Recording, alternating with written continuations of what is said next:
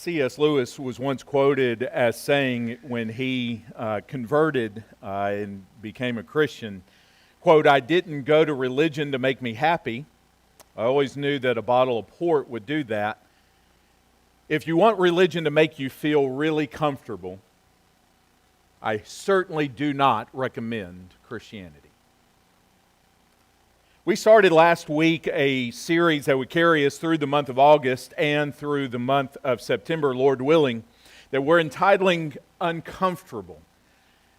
We're putting this under the heading of our theme for the year that God wants and plans for everyone who would wear the name of Jesus to be conformed to the image of Jesus. That there will be less and less of us, and that there will be more and more of Him. And we're basing this entire series for August and for September off of this one statement, that in order to conform us to Jesus, God calls us to accept and to embrace the uncomfortable. I would love to have the comfortable parts of Christianity, the Philippians 4:13 that tells me I can do all things through Christ who strengthens me. I would love to have the comfortable parts of Christianity, and only the comfortable parts of Christianity that would tell me that no matter where I go and no matter what I encounter, lo, I am with you always, even to the end of the age. And those are of great comfort, and I do not mention any of those to minimize those promises. Many of you have clung to statements like that have got you through extremely difficult times. But Christianity is not always meant to be comfortable. Last week when we started this, we rooted our statement, and we rooted this series in a statement that Jesus makes not once, not twice, but it's recorded 3 separate times for us on 3 different occasions. That if anyone were to come and become His disciple, to follow Him and follow Him on the path that He would walk, then that individual would need to deny themselves, take up their cross, and to follow Him. That Jesus, from one moment, a decisive moment in an individual's life, would become Lord over their heart, over their mind, over their life. That their life lived on this earth would not be lived for themselves first. It would be lived for Jesus. But that's uncomfortable. Because that decisive moment is found in this place. And this place and this decisive moment is incredibly uncomfortable because it becomes the first real test of self-denial. It's one thing, and we saw this over our Wednesday night class with our speaker this past Wednesday night. It is one thing to be a Peter in a situation to say, this is what I will do. I don't know about anybody else. I'm not going to speak for anybody else. But as for me, this is what I will do. It's one thing to be a Peter in a place like that and in a situation like that with little to no pressure. And it's quite another when you find yourself in the moment and a time that I must make a decision.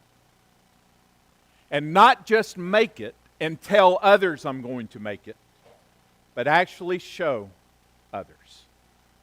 The decisive moment in all of our lives on this earth, the decisive path, the greatest decision that can be made will be our decision to not just know this is what needs to take place, but to actually rise and do this with our life. Baptism is the first real tangible test of self-denial. And it's incredibly uncomfortable. And so this morning I just want to look at some of the uncomfortable things that surround this subject. If you're taking notes, I'm going to mention the term baptism throughout the sermon.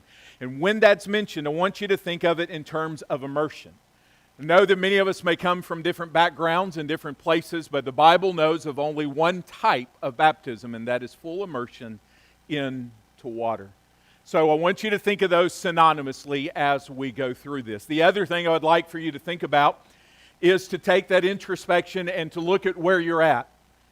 If you have not become a Christian, if you have not acted upon this, if you have not made this decision, I truly hope that today would be that decision, that today would be the day you would make this one.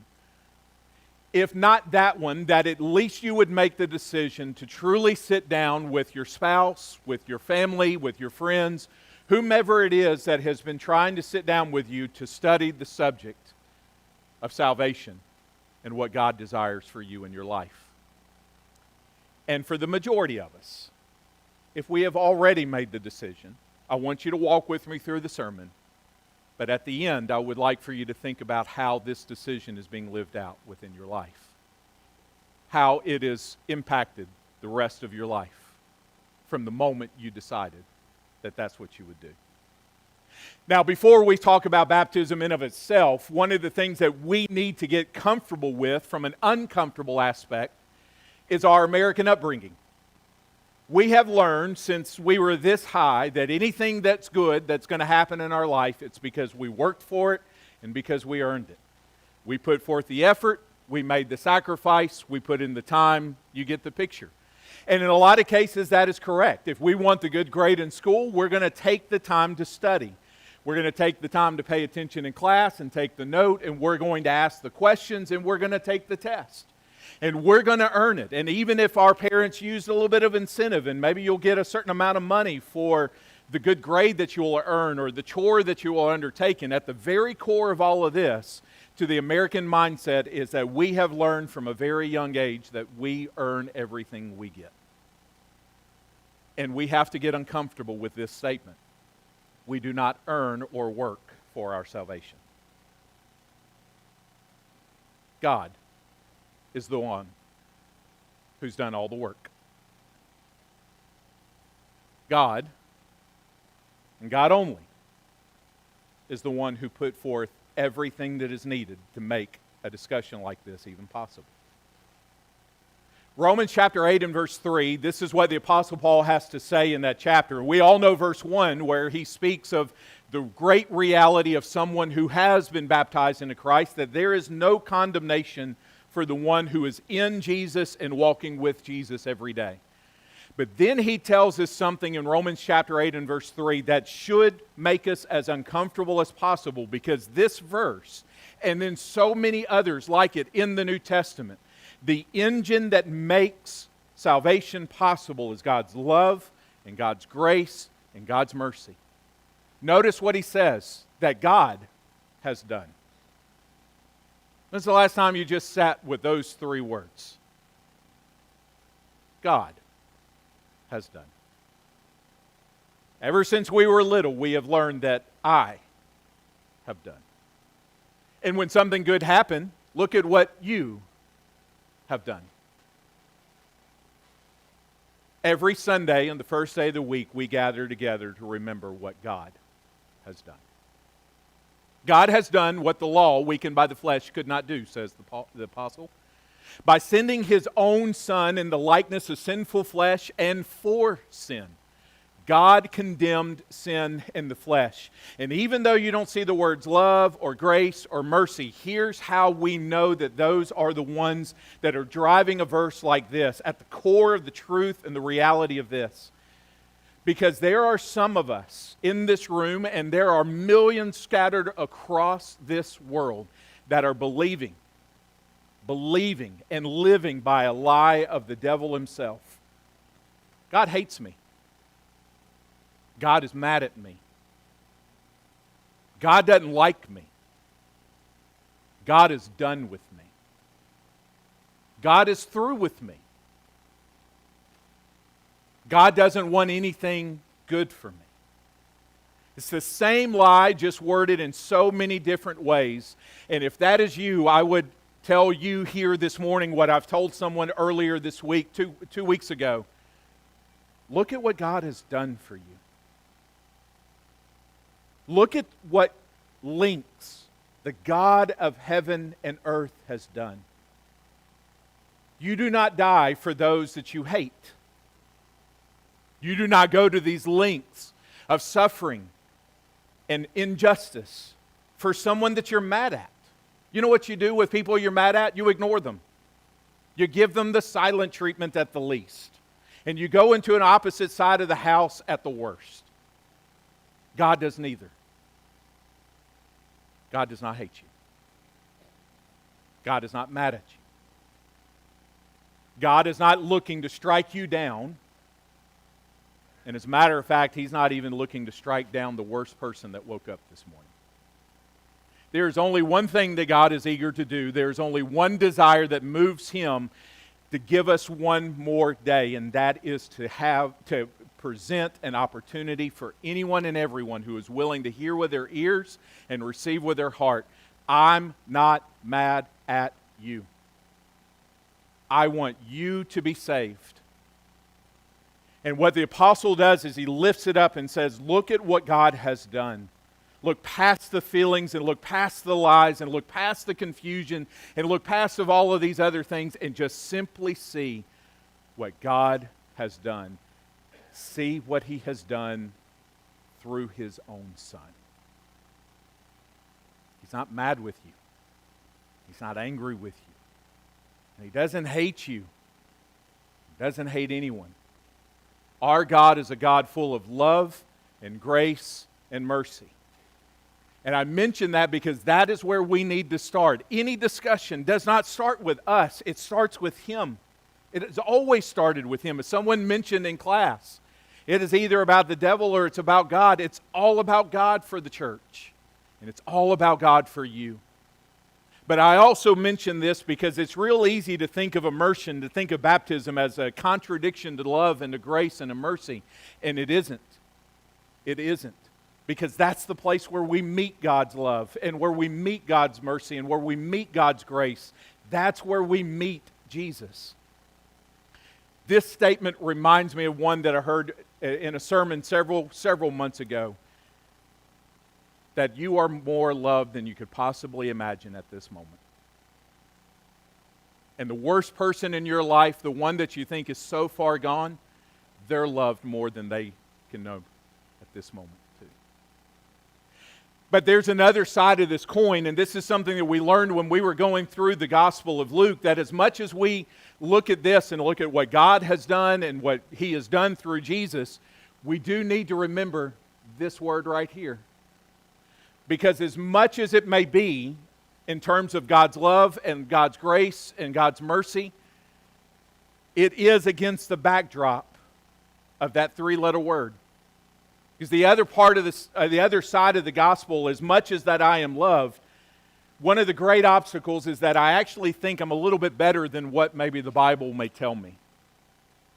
We're not as good as we think we are. I got up this morning, tie's clean by the way, in case you're wondering, but I go to great lengths to ensure that the shirt is as pressed as possible. Many of you did the same. You probably got your clothes ready last night, and in case you needed to press it or you needed to throw it in the dryer at the least, just to tumble it with a dryer sheet and get the wrinkles out, everybody here believed and acted upon in putting their best foot forward. Even had a discussion with our kids if that was the case that you needed to have. But we had that as a mindset, and we had that as in our hearts. Because there is sin in our life, no matter what effort we put in, there is no such thing as our best effort. We can make the shirt as clean as possible. We can get out all the wrinkles. The pants can be as clear as possible. The shoes can be as shiny. We can do all of those things. We can put our best foot forward.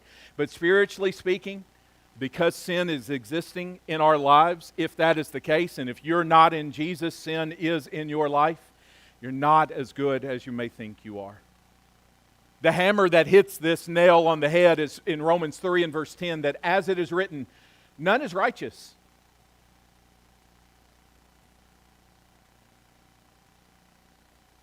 But I listened to my teacher this week and agreed to all the classroom rules.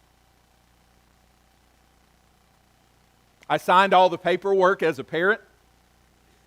I'm just using things that we did this week. I'm a pretty good person. I didn't lie. I didn't cheat. I didn't intentionally harm anyone. See, the thing is if you were to read the rest of this section in Romans chapter 3, what we realize is that sin isn't just located in terms of an action. Sin happens in my mind when I think that evil thought, and I didn't say it out loud, right? We've said that probably this week. Just imagine if I had said that out loud. You probably said that to yourself. Well, that's why sin is compared to cancer. That's why it's compared to the most ugliest of diseases that we know in our mind, because it just infects everything. And the thing about that infection is that it goes everywhere. It goes everywhere. It leaves no part of us untouched. That's why salvation it is the point of the biblical story. It isn't just to reconcile, it is to get us to see how far away from God we are. And it is to show us, in spite of all of that, how much God wants to close the gap. And how far He was willing to close the gap. But all the miracles, all the healing stories of the gospel accounts from a physical standpoint all reveal the spiritual truth. The leper can't have healing unless he admits to his leprosy. The blind man can't have healing unless he admits to his blindness. All these individuals that you read about in all four gospel accounts from a healing perspective, if the leper is not willing to admit his leprosy, why does he go to Jesus then? If the blind man is not willing to admit that he's blind, why would he cry out to Jesus from the side of the road? If the woman by the well isn't convicted by the life that she had been living, why go tell everybody that she has found someone who has told her everything that she has ever done in her life?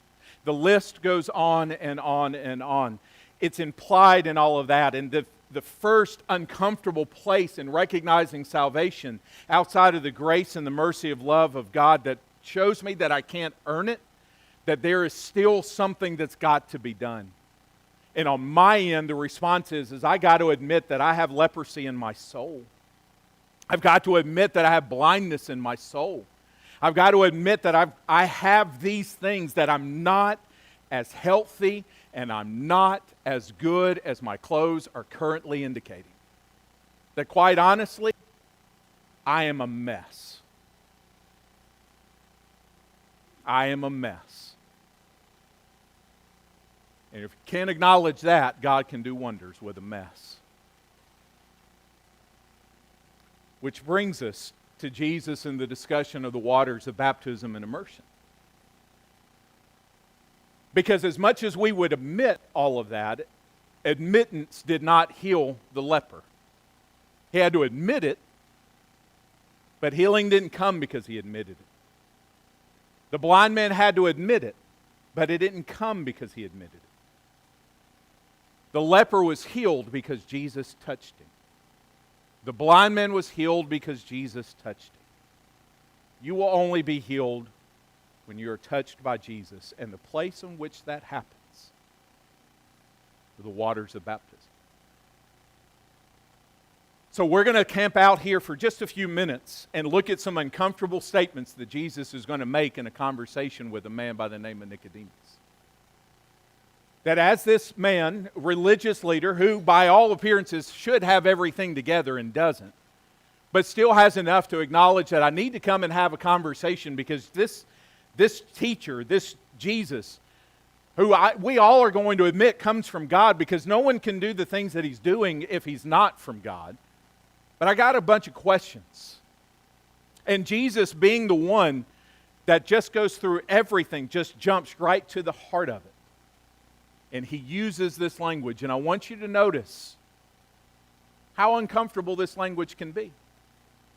Jesus answered and said to Nicodemus, "Truly, truly, I say to you that unless one is born again, he cannot see the kingdom of God." Nicodemus, just the wheels turning in his mind, and I would imagine the Lord just knowing this, and of course just seeing it in his eyes. Nicodemus says, "Well, I don't understand. What do you mean by born again?" And Jesus says, again, without even really giving him an explanation, he answered, "Truly, truly, I say to you, unless one is born of water and the Spirit, he cannot enter the kingdom of God." And notice some of the most uncomfortable words that Jesus would give us concerning this. These words show us from Jesus himself that being immersed into water is essential. Unless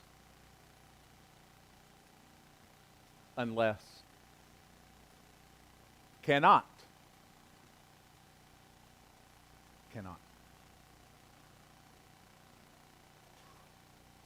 I wonder if Nicodemus was as shocked as we were when he heard that. That's clear, Jesus. It's uncomfortable. It sounds like a work to a modern ear. For others of us, it may be because of our background. There are a lot of things that we will do in this life to ensure clarity. You know, a lot of email exchanges this past week with 6 different teachers for our daughter. And a lot of them were so that we could see clarity. We need to know what we're doing, and we want to make sure that she is in the best position possible. Don't let this day end not being clear where you stand with God. Don't let this day end and not being clear in where you stand within the kingdom. Jesus, with these statements, tells us, unless and cannot, tells us and emphasizes what will happen for the rest of the New Testament, that being immersed into water is essential. There are no other ways. And once Jesus dies on the cross and once he's resurrected from the grave, the New Testament doesn't know of anybody who converts to Christianity that is not baptized. Every conversion account that we read post-resurrection of Jesus, every single one of them, whether it's a group of 3,000 to a man on a chariot in the middle of nowhere as he's going back to Ethiopia, they all start their salvation journey in different places, and that may be where you are. And if we can help you, we want to do that. But every single one of them end in the same place. They submit to the waters of baptism. Not because the water is magical, because if it was, we would have been cleaned yesterday at the foam party. You would have been clean spiritually the last time you jumped into the pool or walked into the ocean this past summer. Water is not magical. The water is just the place where God does His work. This work that Paul highlights here in Romans 8:3, where God has done and where He's done it in His Son, that's where you come in contact. That's where salvation is located. So that's why a place like this is convenient. But if someone wanted to be immersed in a pool, they could be immersed in a pool. If someone wanted to be baptized in an oasis in the middle of the desert like the Ethiopian eunuch, it happens. Because it doesn't matter whether you're in a building, it just matters that you're in Jesus. That's what matters. And Jesus emphasizes this for us. Forgiveness of sin takes place in the waters of baptism. No one's forgiven without it post the resurrection of Jesus. God does His work and gives you a brand new heart and a brand new mind, according to Colossians 2:12, in the waters of baptism. And Peter will tell us that the good conscience that everybody wants, because it's what keeps us awake at night. It's not the financial debt that you have hanging over you and your family. That's not what keeps us up. You know what really keeps us up? All the terrible decisions that we've made. The decisions that come with a pack of regret and a pack of guilt. And it just eats away at our conscience because we wish we could undo it all. God is not eager to undo any of that. You know what He's eager to do? Forgive it and forget it. And the waters of baptism is where it happens. That's why Jesus says cannot. That's why Jesus says unless. But I want to highlight something else, and I appreciate you being patient with me this morning because there are 2 things that also happen besides the forgiveness of sin. You enter into a covenant. Baptism is the place where you finally say to God the words of Jesus. Not my will, but yours. And from this moment, I am yours for the rest of my life. I will live according to your truth. That means that when I wake up every day, the first one on my mind is God and not me. Oh, that doesn't mean that I'm not taken care of, doesn't mean I don't meet obligations. It just means that that for the very first time and for the rest of my life, that the one that is most important is not me. It's God. And I'm going to make the covenant. His agreement is, I love you. I will forgive you. And I will forget everything you've ever done. And my agreement is I'm yours for the rest of my life. We deal with transactions every day. That sounds like a pretty good transaction, doesn't it? Now, I know that salvation is more than a transaction. That's just to get our minds thinking. But the other thing is that we enter into a covenant with each other.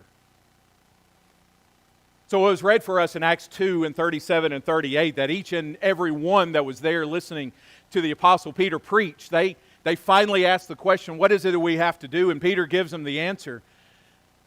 And for us in the church, sometimes we'll just stop at verse 38, but there are a few verses left in chapter 2. So that those who received Peter's word that he gave them, that answer that he gave them in verse 38, this is what they did. They were baptized. They were immersed. And there were added that day 3,000 souls. And this is just the amazing thing. And again, this is how you know God does it. As all of these people come from different parts of the Roman Empire. And just like that, they are instantly part of God's family. They are not just one with God, but they are now one with each other. They entered into a covenant with each other. From this moment, not only am I God's, I'm yours too. I'm here to love you. I'm here to serve you. I'm here to encourage you. I'm here to build you up. I'm here so that you're not alone. Because part of the 3,000, they couldn't go back home anymore. Some of their families would not welcome them. And some of you are part of this congregation, and you have family where you're not welcomed anymore. Your decision to be immersed was not looked on favorably.